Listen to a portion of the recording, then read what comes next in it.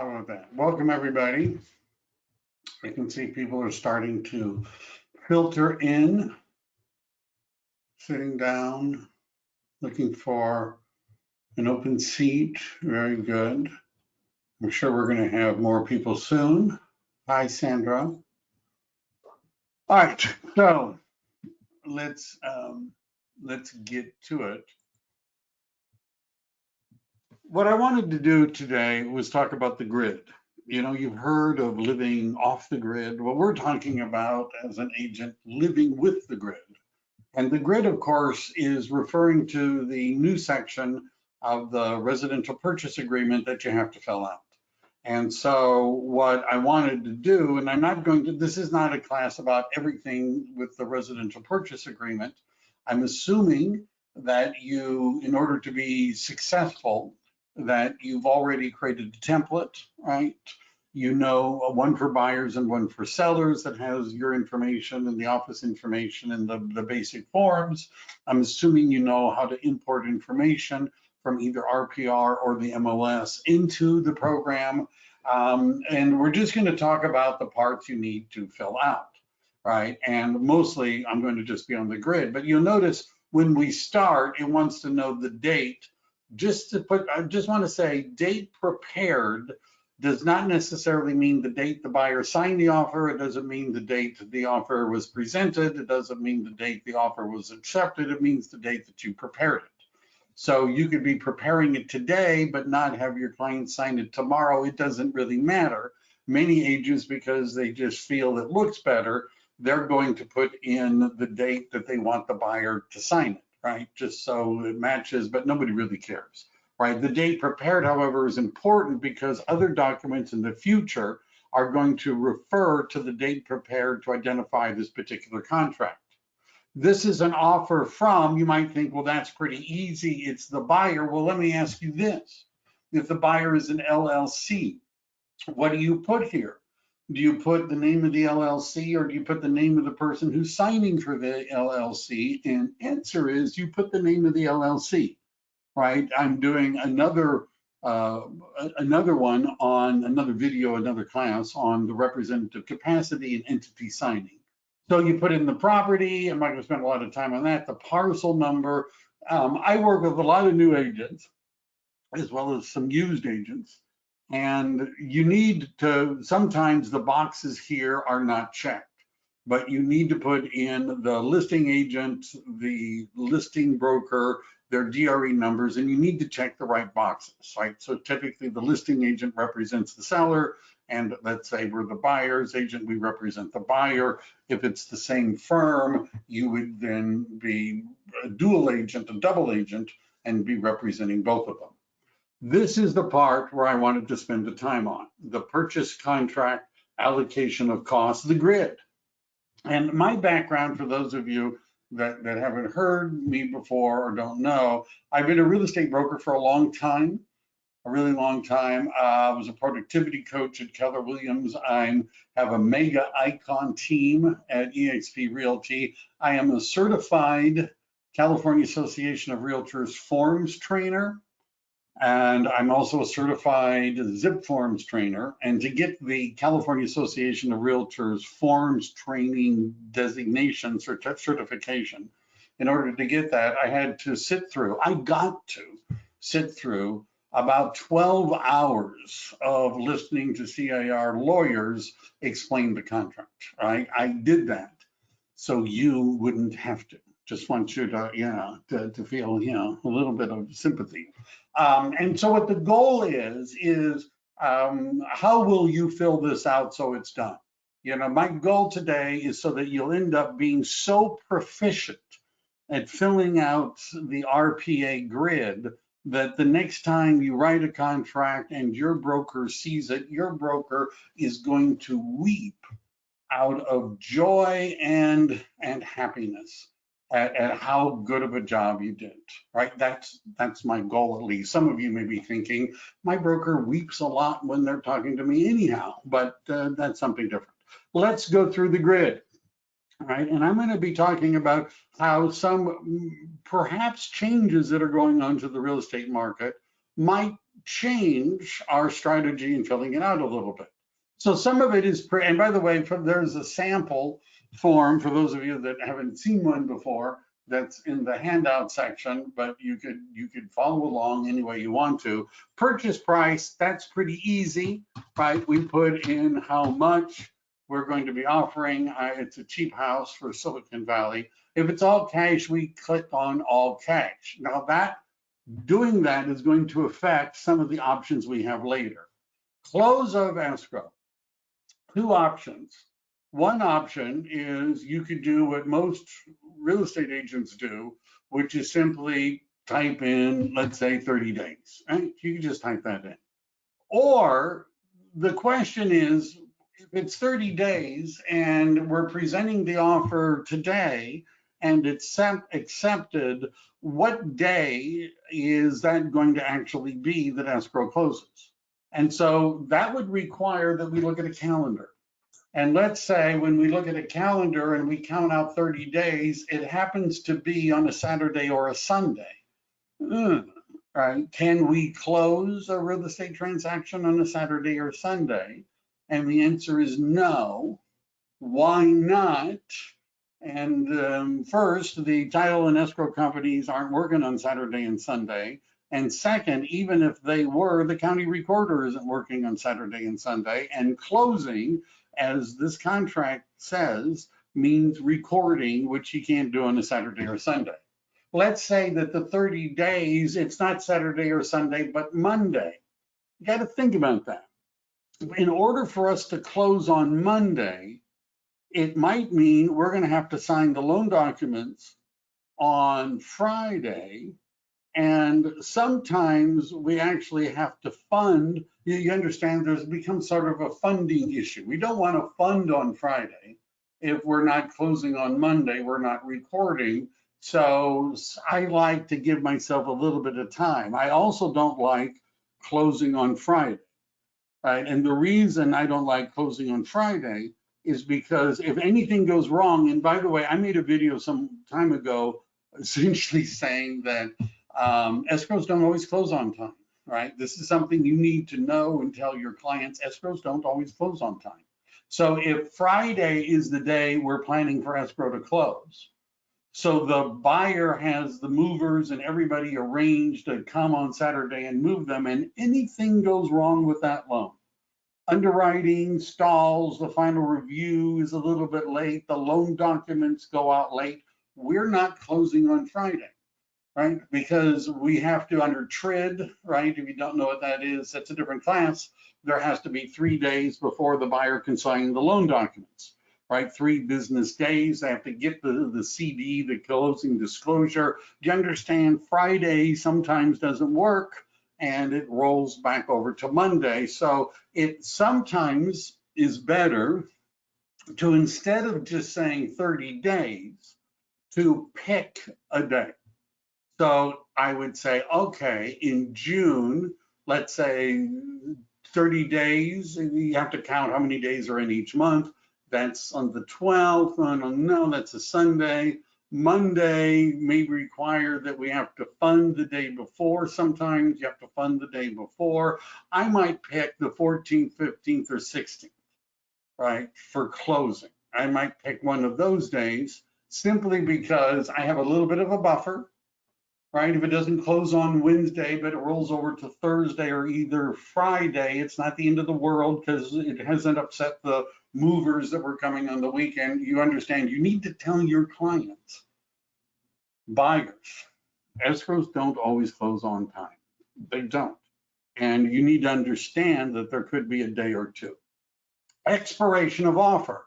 Well, if we don't do anything with this, they have 3 calendar days after buyer signatures, right? 3 calendar days after buyer signatures. Now, if I'm the listing agent and you sent me an offer and I'm expecting other offers and you gave me 3 days to think about it, I might be inclined to tell other agents, right? When they call me and they say, hey, do you have any offers? I might say, well, yes, I do. Well, can you give me an idea how much? 1.4. And if you're thinking, well, that's illegal, unethical, or immoral of you, if you're the listing agent, to tell the other agents how many offers you have and what the dollar amount is. Well, you haven't read the residential listing agreement carefully, because in the residential listing agreement, it specifically authorizes the listing agent to disclose the number of and amounts of any offers received. Also, you would need to read the PRBS, the possible representation of more than one buyer or seller, and you'll see that there's a paragraph there that says offers are not confidential and may be disclosed to other parties.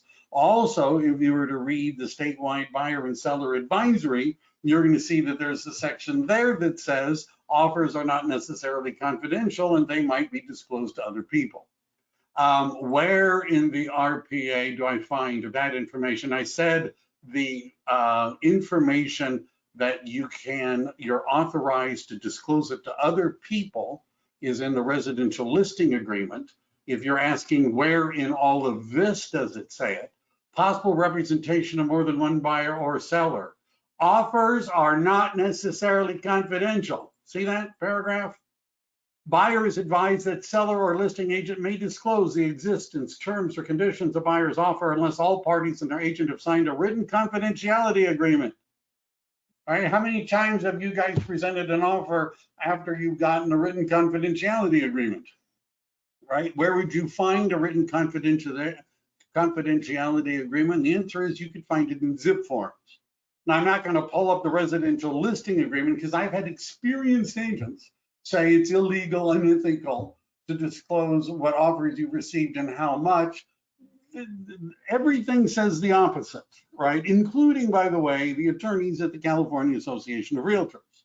So rather than just saying you guys have 3 days to think about my offer, what you should do is, and I made another video at some other time called "What Do You Do If You're Writing an Offer?" Yes. And one of the things that you would want to do before you write the offer is have a conversation with the listing agent and ask the listing agent, if you got the offer today, how soon would you be able to present it and how soon would we be likely to get a response? Yeah, Myra, I'm with you on that. Myra is bemoaning the fact that there are agents who don't seem to know what they're doing but have been in real estate a long time. I meet them all the time, I'm telling you. So my point is, if the listing agent says, if today is Thursday and the listing agent says, I'm presenting the offers tonight at 8 o'clock, then maybe we don't want to make it 3 days, but we might want to make it till 10 or 11 at night, or maybe 9 or 10 the next morning. We don't want it to drag out if there isn't a reason, right? And if there's, you just don't want it to drag out. So do you understand, rather than just leaving that as the default 3 days, because what will happen is if you don't write in a shorter time period, your buyer, after you've submitted the offer, is going to say, so how long do they have to get back to us? And you say 3 days. And they're like, 3 days? Well, why won't we hear? That's too long. You don't necessarily, this isn't always good to leave as the default, right? You understand? But then you will also make the listing agent annoyed if the listing agent has no way to present the offer and get a response within the time period you've given them, right? You understand? I've gotten them where they said you have 2 hours and the person is in a job where they can't be reached at any moment I want to. It's not that, 2 hours is not enough time. We can't do it in the time period, right? So you want to talk to the listing agent, ask them when the offer will be presented, when you're likely to get a response, give them a little bit of a buffer. That's my suggestion. Initial deposit. Now, if I were to, and I didn't do, quiz questions for this particular session because I had a busy day. But one of my quiz questions would be, what is the amount you ought to put down as an initial deposit? And I would probably get a lot of responses. Many of you would say 3%. Now, why do many agents say 3% is the initial deposit? And the answer is because the California Civil Code section on liquidated damages And for those of you that aren't familiar, liquidated damages means the buyer could lose their deposit if the buyer can't close. Those damages are limited to 3% of the purchase price. But that California Civil Code section only applies to owner-occupied 1 to 4 units of residential property. Now, let's say, and why do we start with 3%? And the answer is, if there's a multiple offer situation, the listing agent is going to prefer those offers with the maximum down deposit, the maximum deposit, which is 3%. See, you could give them 5 as an earnest money deposit. It shows eagerness on you and your client's part, but the listing agent, if they know what's going on, knows that they could only keep 3 anyhow. So yeah, it's nice, but we can only keep 3. Now, if, for example, I help agents writing offers on duplexes and triplexes and fourplexes, that market's a lot softer. And let's say what I would be doing here for the deposit, if it's a softer market and the listing agent does not have a termite inspection, a property inspection, a preliminary, they don't have any of that stuff. And they're saying to the buyer, well, you're going to have to do your own due diligence and find out if you really want to buy the property and then let us know. Historically, what we did as real estate agents is we would start with 1% as the initial deposit, increasing it to 3%, an additional 2% when we removed our contingencies. Because why put in 3% when there's all these contingencies, and if you don't like the house, you're going to get your money back? In my neck of the woods, Silicon Valley, it's far more intense. About 90% of the listings in our area, the seller has a property inspection, a termite inspection. They have everything, the prelim, so that you could have a non-contingent offer. Now, that doesn't mean, I don't want anybody to misunderstand what I'm saying. I'm not saying that the next time you write an offer, you ought to put down 1% with an increased deposit when you've removed the contingencies. I'm not saying that. You have to know, is this a multiple offer situation? And if it's a multiple offer situation, then you're going to want to put down, my opinion, you're going to want to put down 3%. Right? If it's a multiple offer situation, if this home has been on the market 100 days, right, and they don't have anything, no property inspection, termite, they got nothing to show you, you could get away with 1%. Is that, did I, one too many zeros, right? You could probably get away with 1% now, and then increasing the deposit another 2%, upon, notice it says as a default, upon removal of all contingencies. Why put in 3% if you're the buyer if you don't even know if you want to buy the house because you haven't done any inspections? Right now, I'm writing this, let's say, for a multiple offer situation, right? I would be putting in 3%. The percentage is not a part of the contract. I know you're saying, well, what do you mean, Mike? Right there, I can see it. It is not a part of the contract. Notice it says percentage number is for calculation purposes and is not a contractual term. What that means is, let's say you're writing an offer for $1 million and the seller counters you for 1.2. And your buyer says, hey, I don't really care, whatever it's going to take, let's go to 1.2. Does that deposit change? And the answer is not unless in the counter offer, it says the deposit changes. This is a different class, but if you read the counter offer form, it says that just because the price has changed does not mean the amount of the deposit has changed. In other words, that's why the 3% isn't the 3% of whatever the eventual price is. It's just, hey, that's 3% of what we're offering right now. In order for that to be changed with the counter offer, you would have to write that in, that the deposit is also changed. The default is within 3 business days after acceptance and by wire transfer. Now, if this is a multiple counter offer situation, my suggestion is you put in 1, right? 1 business day. And the reason is it makes the offer stronger. Why would you not want to put in the next business day? And the answer might be because your buyer is making offers on multiple properties. Huh? The buyer is making offers on 3 different properties because, hey, it's a tough market.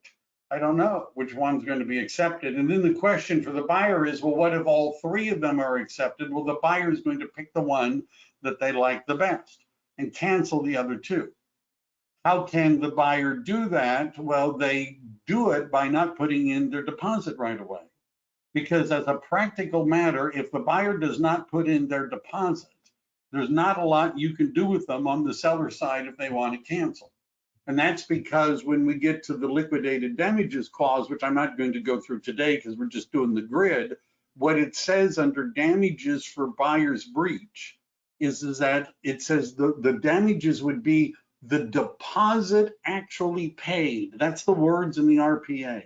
The deposit actually paid. Well, if the buyer hasn't actually paid a deposit, what are the damages for the buyer backing out, right? You understand? So and by the way, a tip, if you're a listing agent, first of all, I would put in the instructions that you want, proof of funds, pre-approval letter, and you want the earnest money deposit, EMD, to be deposited by the next business day, right? Because that would protect your seller from somebody making multiple offers to some degree. And as a listing agent, I don't change the status of my listing from active to contingent or active to pending until the deposit is in. I actually had an agent because it was a weekend and it rolled over, and the business days don't include Saturday and Sunday. And during the weekend, the buyer's agent called me and said, when are you going to change the status of the listing? And I said, when are you going to put the deposit in escrow? That's when I'm changing the status of a listing.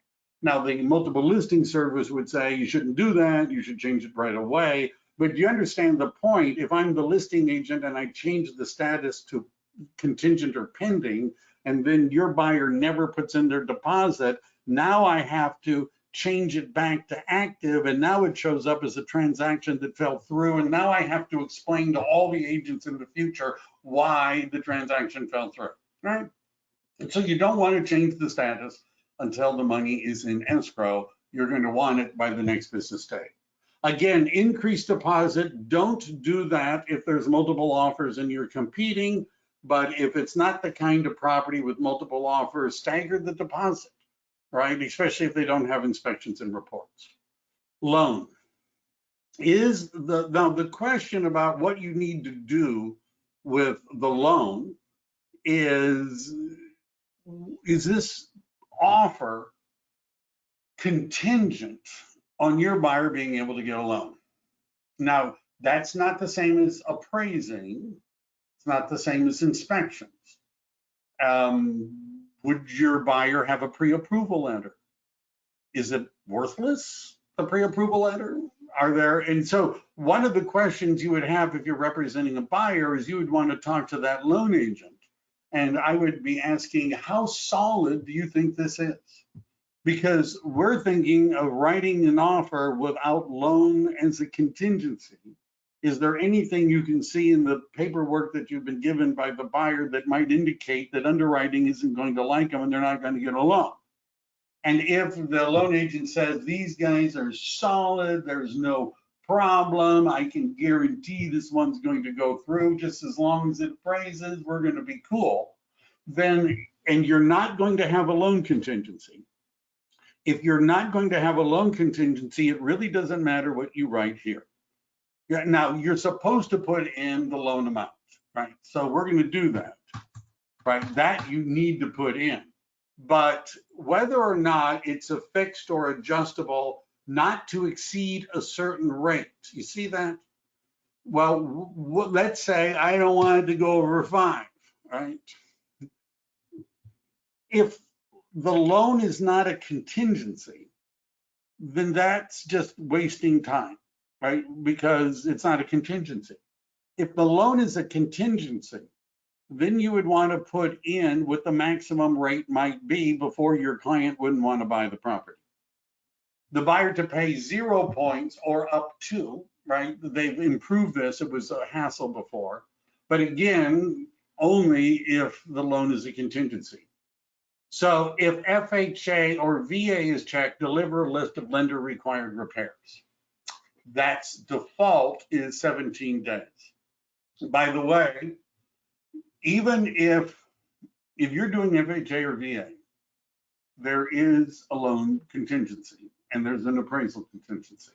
You might not write it in the contract, but I'm just saying if it doesn't appraise, neither FHA or VA is going to fund. I'm just saying, right? But we're not necessarily, that's another class. You would check boxes. If it's FHA or VA, notice the FVAC, which is the FHA VA amendatory clause. You guys already knew that. And those forms are automatically attached. And you're going to see if you look at those forms, appraisal is a contingency, right? Normally, we just leave this as conventional. You can write in 5% if it makes your client happy. But if we don't have a loan contingency, whether we write in 5 or 20%, it doesn't really matter. Is there additional financing? Again, if this is a multiple offer, we ought to talk about that. I'm just saying, because if you've got a first and a second, sometimes listing agents don't think that that's as good of a thing. We don't really know, but whatever. Normally, this isn't something we're filling out, so I'm not going to spend a lot of time on it. But if interest rates go really, really high, some of my past experience with the high interest rates will come into play, and we'll talk more about it. But there are videos of me teaching real estate classes using 8% as a rate, because that was for a long time about the standard rate. Soon, occupancy type, default is primary, but if checked, a secondary home or investment. And the reason that they're asking you that question is because the lender wants to see it, right? The seller probably doesn't care, but the lender wants to see it, and the lender would have usually different loans and different terms depending if it's a primary residence, a secondary home, or an investment property, right? But we're just assuming it's primary. If it's an investment property, if you check that box, just make sure that the lender knows that this is not a primary home, that they've worked that out. If a person gets CalHFA down payment, do you list it? I haven't seen anybody get CalHFA approval in our area because it's the qualifying for CalHFA in terms of the income is very, very difficult. So CalHFA, you could put that in. I would tend to not, and simply have a pre-approval letter. You're going to see later, it's not in the grid, but later there's a contract clause, paragraph is where I was going, that's called a buyer stated financing. And what that paragraph essentially says that the buyer is supposed to try to get the loan they write down here. However, if the buyer gets a different loan and can close on time, no harm, no foul, right? But it also says the seller is not required to cooperate with that loan if it requires something extra. So let's say I write up an offer and I have a pre-approval letter and it shows an 80% loan to value ratio. And the pre-approval letter, because my loan agent's good, also says that they have verified assets for the down payment and closing costs. That's all in the pre-approval letter. And that's the letter I give with my offer, and that's what I fill out here. But then, and for those of you that aren't familiar with CalHFA, the big deal about CalHFA is they have a 3% down program, and you can get what's called a hidden or invisible second. That would change the down payment to 0% down. You can get theoretically 100% financing. Now, if I'm a listing agent and I've got 5 offers, I'm much more interested in the ones that are all cash or 80% down because they seem like a sure thing, right? If it's 100% financing or 95% financing or 97% financing, if anything goes wrong, they're not going to be able to get the loan. But if you've got 25% down or 30% down or 40% down, the listing agent isn't worried because you've got a lot of a buffer. Doesn't have to appraise on the money, right? Lenders are going to, you got a big enough down payment. So what I'm saying is you could write this up if you could get a pre-approval letter for 80% down. And then as long as you can close on a different loan, you're still going to be okay. As long as you don't have to get too much cooperation from the seller. When would it be easier to get the seller to cooperate with FHA or a CalHFA loan? At the beginning of the process, when the listing agent and seller are reviewing multiple offers, or in the middle of escrow, once the seller has already taken the home off the market. My belief is they're going to be more conciliatory in the middle of escrow. But do what you want to do. I'm just saying, technically, yes, you would want to put that in. If you're making the first and the second as a contingency, right? You got to write it in here and you got to put in interest rates and things like that. You should at least. All right. Next part of the grid. Seller credit, if any, we don't see that as much as we used to. Interest rates go up, we might see it a little bit more. So I'm not going to go into that. Additional financing terms, chances are, if you're typing something in this box, you're doing something wrong. And one of the things I tell people, just because there's a box doesn't mean you have to type something into it, right? And so I'm not going to go through all of the possible weird additional things, but this, I would think about, do you really need to write anything in here? My answer is almost never do you need to write anything in here. Verification of all cash, it says attached to the offer or within 3 or 1-2 more days. Now, unless if there are multiple offers and you do not have proof that your buyer actually has the money to buy the property, you're going to have trouble getting any offer accepted. Right, and I have people that I work with that are on my team that say, well, I got a buyer, but the buyer won't talk to a lender. The buyer wants to look at properties. The buyer wants to write offers. The buyer is not approved. The buyer doesn't want to get approved. This is a hopeless situation unless your buyer is looking at homes that have been on the market 60, 90, 100 days. Right? If you find a home that's been languishing on the market for, 60, 80, 90 days, they'll look at just about anything, including an offer that says, we think we're going to be pre-approved, but we won't find out for a few days. They'll at least talk to you about it. But if we're talking about something that's been on the market 2 or 3 days, and when you're showing it, there's people all over the place, and you go to the open house and it's like an anthill, and they're taking offers at a particular time, and the agent says, we're going to get all, you're not going to get it if you do not have proof of funds. Verification of down payment and closing costs. One of the things that you'll notice is that, and even if you read the paragraph that's affiliated with this, it does not say in the contract, what does verification mean? What does that mean? Does verification mean a copy of the bank statement? Doesn't say that.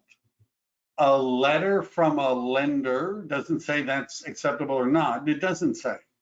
Now, I have had clients, right, where we were writing an offer on a $4 million property, and he was not going to show the seller his bank statements, right? And I know why, because the numbers that were in them were ridiculously large.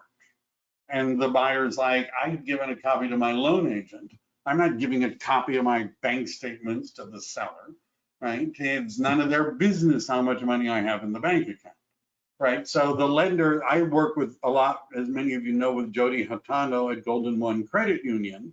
And what I like about her is that if she sees the bank statements, which they should do in order to pre-approve you, she'll put that in the letter that I have reviewed and verified that the buyer has sufficient assets to close. And so when we're writing an offer, I'm telling the listing agent that's proof of funds. And by the way, if you don't believe, call the loan agent and ask if she's seen the bank statements. Will you give us a copy? I'm not giving, my client doesn't want you to have a copy of their bank statements. Or my client said, if the seller gives me a copy of their bank statements, I'll give them a copy of my bank statements, right? But it doesn't say it has to be that. But again, multiple offers, sometimes you do what the listing agent wants simply because if you appear to be a pain in the rear, they may not want to work with you, right? And it should be attached. Though within 3 days or some other time, you should not be writing offers unless you know that your client can afford to buy the house. Just a theory I have, right?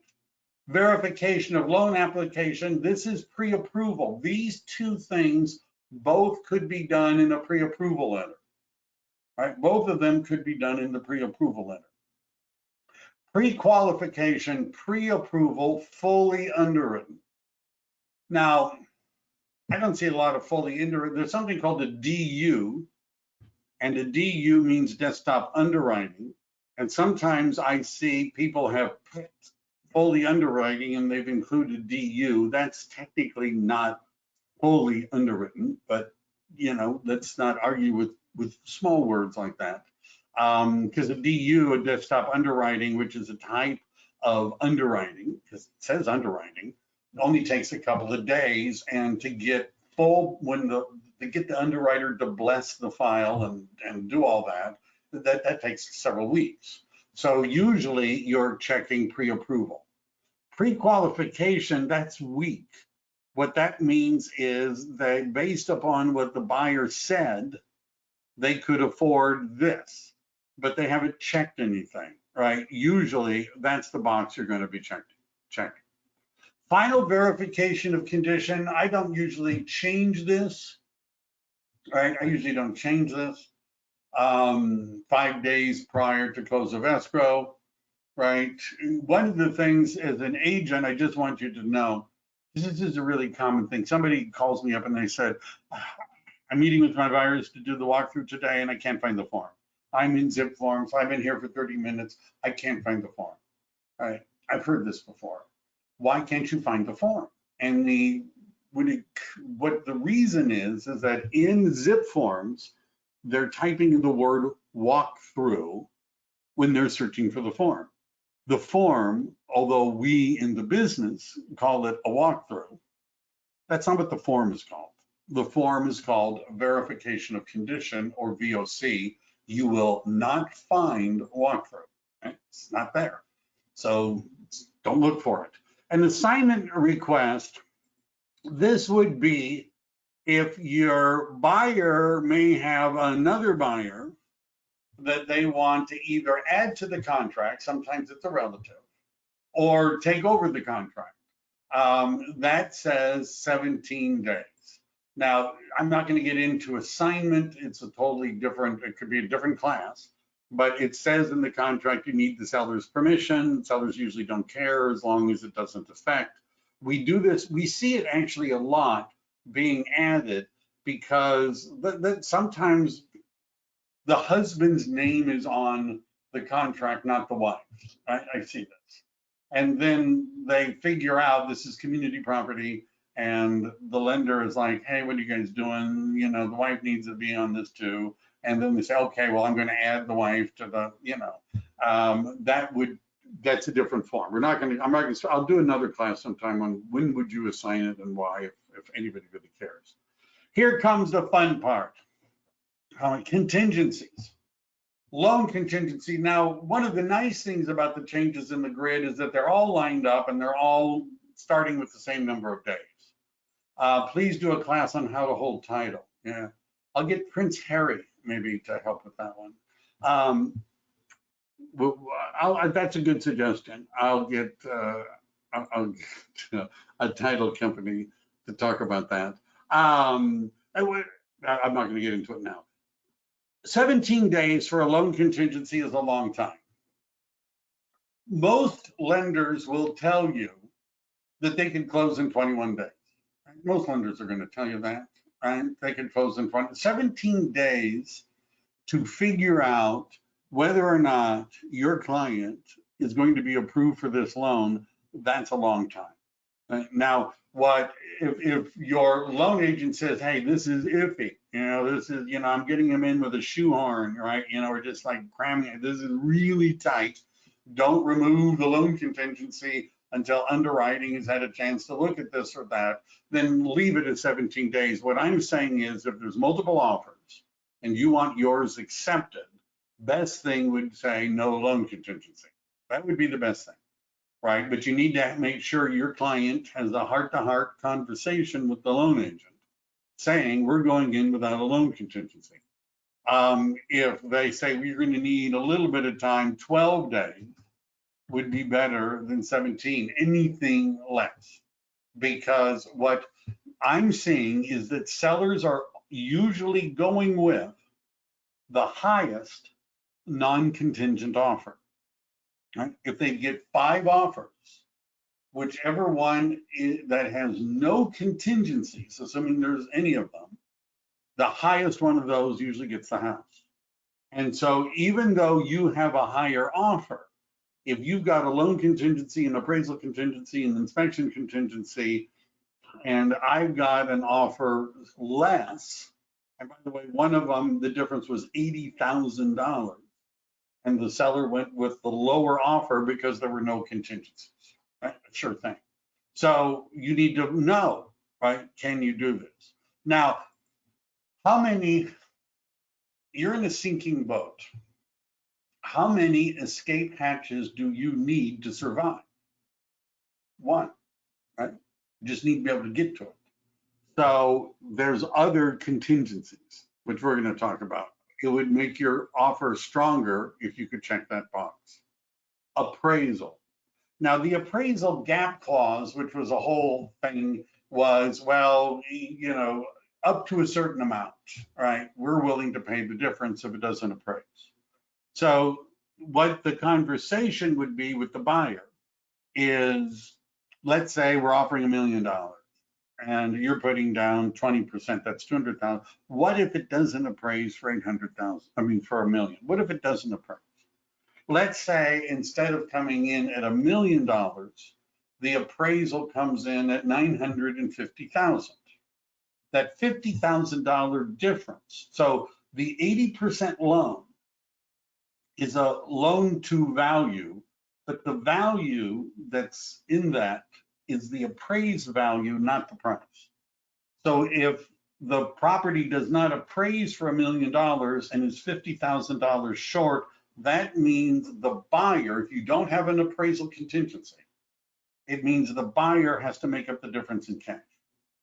That doesn't appraise if it appraises for only 925. By the way, we had one that appraised at 100,000 under the sales price. Now, if you have an appraisal contingency, you can get out because it didn't appraise. But if you're the seller and there are 2 offers and they're both $1 million and one has an appraisal contingency and the other one does not have an appraisal contingency, they're going to go with the one without an appraisal contingency. If you're going to say, well, your client says, well, I could put in 50, but not a penny more, then we would say 950, right? We would put 950 here, right? And so sometimes they say, well, I don't know what you mean. I say, well, if it appraises for 975, are you willing to put in $25,000 over and above your down payment? In addition to the $200,000 or 20% down, in addition to that, are you willing to put in another 25,000? Yeah, we want to. Okay, how about 50? Oh, I don't know. Yeah, I guess so. All right, how about 75? No, no, no, no, no. We don't have it. There's no way. All right, you understand? We need to establish what the floor is or the ceiling. Well, you get the idea. And again, how long does it take to get an appraisal? Who would know that? The loan agent. Now, you could leave everything 17 days, but if we're looking at offers and somebody else has cut the contingency period to a shorter one, that's going to look better. What would be the best if you were wanting to make sure your offer was accepted, no appraisal contingency? Is there a risk? The answer is yeah, there's a risk. And the risk is it's not going to appraise, and that's not an escape hatch. How many escape hatches do you need? The next one is investigation of the property. Notice it says 17 days. Again, I might be saying we could get, how soon could we get inspections and reports back? Let's say 12.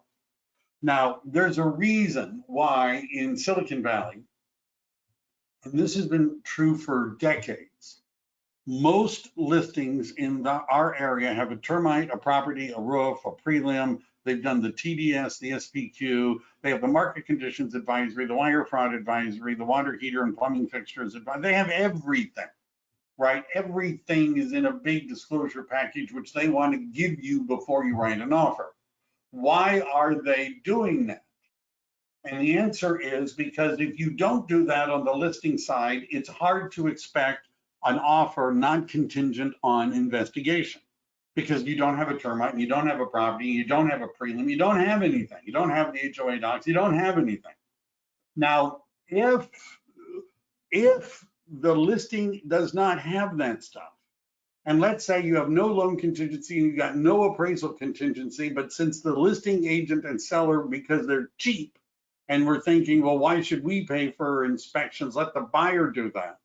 What they've done is they've left the biggest escape hatch unlocked. Because if you read those paragraphs to the left, right, those are paragraphs in the contract where this contingency is explained, you're going to see that the wording of the investigation of property contingency says something like this, pretty much exactly this. It says buyer's acceptance of the condition of the property and any other matter affecting the property is a contingency of this agreement. One of my people, not in Silicon Valley, had a listing, and I always suggest always get all the inspections up front. And I was told we don't do that down here, right? Not in Silicon Valley. We don't do that down here. So what happened is a buyer makes an offer. There's no loan contingency. There's no appraisal contingency, but there's an inspection contingency because there's no HOA docs. There's nothing. Well, what happened was the property did not appraise, and it was off by $70,000. Did not appraise. So now the buyer is saying, we're going to cancel the contract. Why? Well, we read the HOA docs, and the HOA docs say that you can only have 2 pets. And we were thinking of getting a 3rd pet. And it's really important to us to be able to have a 3rd pet. And since we can't get a 3rd pet, we're backing out. So the agent said, well, is there anything we could do to keep this together? And the buyer's agent said, yeah, lower your price 50 grand. Now, we all know that it wasn't about the 3rd pet. It was because it didn't appraise. I mean, we all know that. And the agent was, well, not happy because I'm being ripped off. And I encouraged the agent to call the California Association of Realtors legal department and ask them. And the lawyer from CAR said, yeah, you're probably right. They're doing it because it didn't appraise, and no, appraisal is a contingency, but there's nothing you can do about it because the investigation contingency is so broad. You run crimereports.com, oh my gosh, there's criminals in the neighborhood. You look at the school rankings, oh, the schools are only, an A- and we want an A+ for our, you understand, they'll find something. This is a big escape hatch. And by the way, if I were listing a home, I don't care whether or not it's common in your area, I would be telling the seller we want to get everything ready in advance so that the offers are non-contingent offers. Because what you as a listing agent and what the seller really wants is that once we're in contract for it to close, why would a transaction not close? One, the buyer's financing falls apart, or two, arguing about the condition of the property. NHD, they can back out. It's a statutory thing. You buy a property in my area, you're going to get a disclosure which we want you to sign off on with your offer. It's got the NHD, it's got everything. PDS, SBQ, the listing agents, AVID, there's a termite of property, everything is in it, and we want everything signed with the offer, and we don't want to see a contingency for inspection. Does everybody understand that? Sometimes when I'm working with one of our agents outside of Silicon Valley or even here, and the agent says, well, they don't have anything, right? And I'm helping an agent who's representing a buyer, I say, cool, it's good. On the downside, your buyer is going to have to buy a termite report and a property inspection, but on the upside, we can get out of this contract if we want to. We can get out. So you hear me, right? If you're a listing agent, get everything done. If you're a buyer's agent and they don't have it, find out how long would it take to get inspections. Call the inspection company in the area, make sure you could get them done and back. Informational access, I just leave it. Informational access means can they come and measure the rooms and do other things, right? By the way, San Francisco Association of Realtors contract, it says that if you make an offer without an inspection contingency, it means you can't even come into the house to look at it before escrow closes and the walkthrough. Can't even look at it, right? But outside of San Francisco, there's informational access. If the sellers don't want to pay, do you recommend listing agent to pay for all the inspections? I've paid for inspections as a listing agent. First of all, it would depend on the value of the property and the amount of my commission. I'm more concerned about how much money am I going to get, not who pays for what. Also, most of the inspectors, all the good big ones, will bill escrow. So the seller doesn't have to write a check. Also means you don't have to write a check. Now it's cheaper if you pay them before, but whatever. It depends on how aggressive you want to be to get that listing. And so I listed homes where I paid for staging and I paid for inspections and I paid for house cleaning and I paid for a storage spot. Right, but we're talking about an expensive house that was worth a lot of money, you know. Review of sellers' documents. If they have them, it doesn't hurt to just put in 12. This, because all of these are 5 days after receipt, right? Now, if they've already given them to you, right, like in my area, you would already have all that stuff most of the time. Almost 90% of the listings in my area have all the documents. And so then it would be 5 days unless you removed the inspection contingency. Leased or liened items, right? I would change that to 12 days too. That's, you know, they show you their solar lease and all that sort of stuff. If you can, if they've got a termite property and they have all the inspections, all the disclosures and all of that stuff, you can click on that box and remove all of the contingencies. And if that's a different class on contingency removal, but you want to have a super strong offer, you say, all this stuff is good, right? All of this stuff is good. Is asking for all signed disclosures within 12 hours of an accepted offer okay? It seems that everyone completing all signed disclosures with an offer is a lot of work for everyone except the one person getting the accept. So yes, so our transaction coordinator knows that we're helping people sign all these things in advance, knows that. And that we don't get paid unless it closes. It's just, you know, a cost of doing business. Legally, It's not whether or not the buyer has signed off on the disclosures that's important. Legally, it's just important that you can prove that the buyer got the disclosures. So from a legal point of view, if the buyer signs the receipt of documents form, which is a CAR form, that says, I have received all of these documents.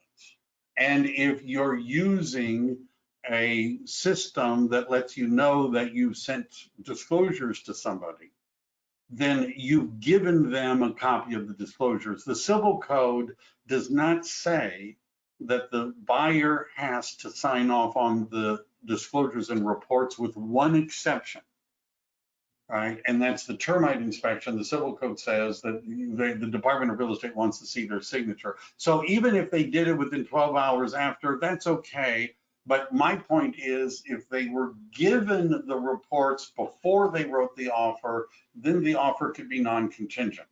Whether they've signed off on all the disclosures is not necessarily required. And yes, there will be a recording of this. All right. Possession, usually it's on recordation, not a lot to do there. Close of escrow, date if checked below. This would be for seller to move out. There's a seller in possession form. I'm not going to go through that. If there's a tenant, you would be doing the TOPA form. You'd be doing the TOPA form, and that's a different one.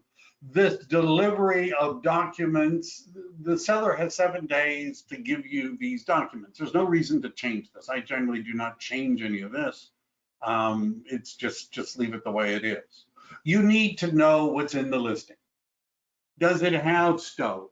Does it have a refrigerator? Does it have a washer? Does it have a dryer? Are there built-in dishwashers? Are there microwaves built in? Does it have a video system? Does it have security cameras, right? You need to know which boxes to check, right? Smart home devices, anything else, patio furniture, garden furniture, whatever.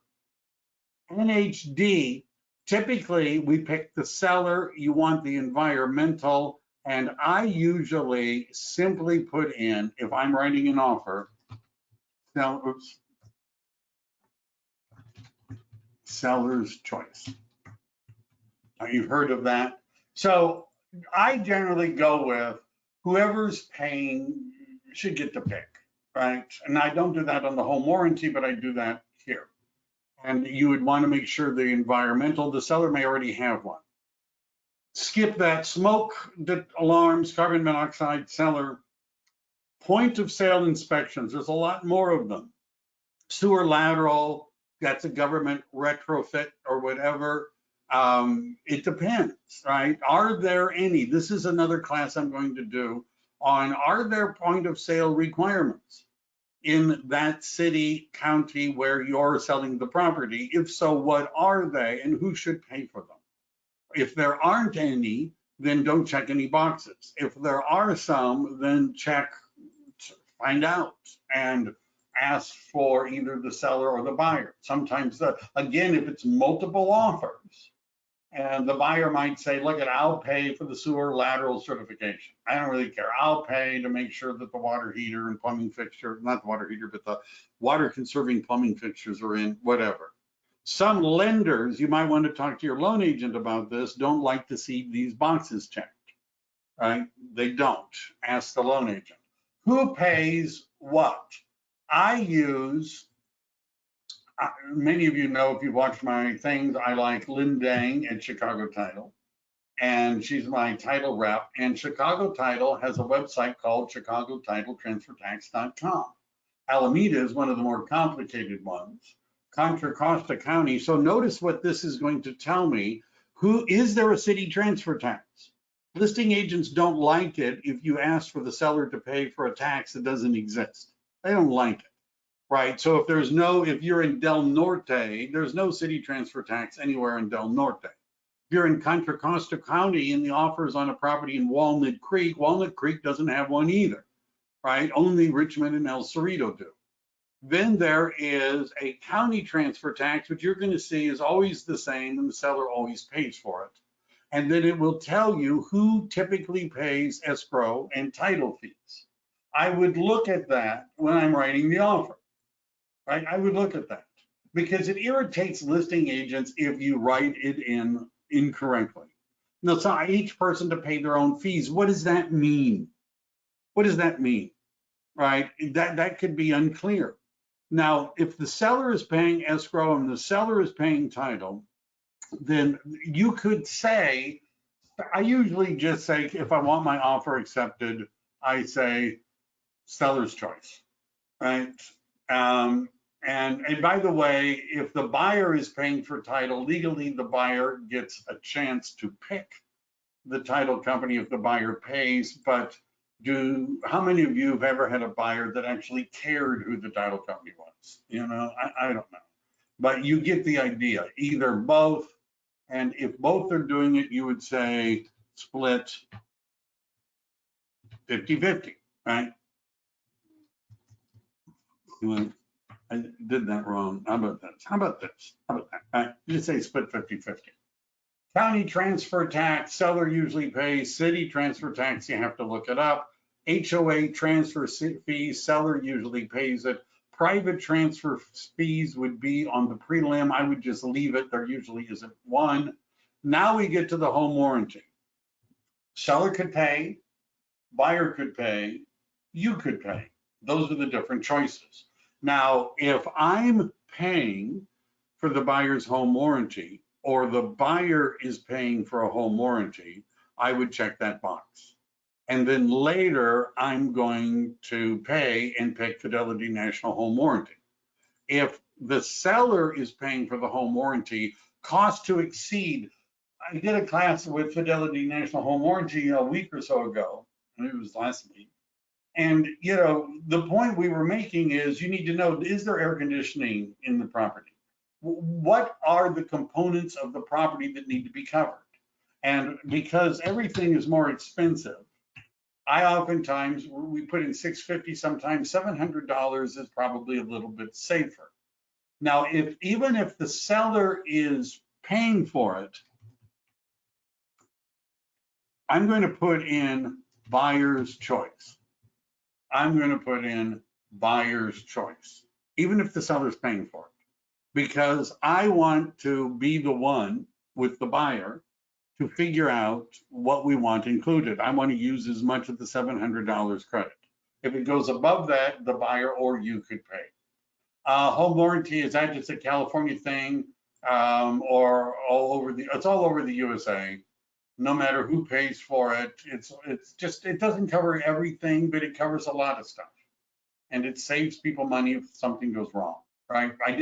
This should be on my YouTube channel. There's a home warranty class we did recently. Almost to the end. That's actually technically the end of the grid, which was all that I promised you. The rest of it, and at this point is when we stop checking boxes. Property type addendum, is it a probate? Is it a mobile home? Is it tenant occupied property, the topo one? Is there a tenancy in common is only in a few areas? That's weird. So are stock cooperatives. Other addendum, usually we're not checking these unless it is a septic tank or something like that. Or if it's court confirmation because it's a probate, a conservatorship or something like that. Or if there's an exchange, we would be checking those boxes. Other advisories, it could be a trust advisory. That would, if the buyer or the seller is in a trust. Wildfire, we're going to go through all those later in a different class. But once we're done at this point, we filled out the contract. None of the rest of this, there's anything you can do with, right? There's nothing to do, just something you can read at night if you have insomnia to become a deeper understanding. Now we're down to where we actually sign stuff. All right, I hope that was helpful. There's lots of nuances. That was just a quick how to fill out the form, how to power through it, get the grid filled out. If you're on my team, part of my group, and there's any issues, you know, reach out to me, right? Because, you know, that's what I do. I help agents answer questions about this stuff. Thank you very much. Next week, we're going to do something really special, which you're going to get an invitation to. The class is going to be recorded. It will be on my YouTube channel. Don't forget to subscribe and click the like button. Right? Don't forget to subscribe and the like button. It's on my YouTube channel. Thank you, everybody. Have a great, whatever the rest of the day is. If you're looking to upgrade your real estate business and you'd like to talk to me about what it means to be on a Mega Icon team and how you might want to have one yourself, reach out to me. I'd be happy to talk to you about that kind of stuff. Thank you, everybody. Stay safe out there. Bye.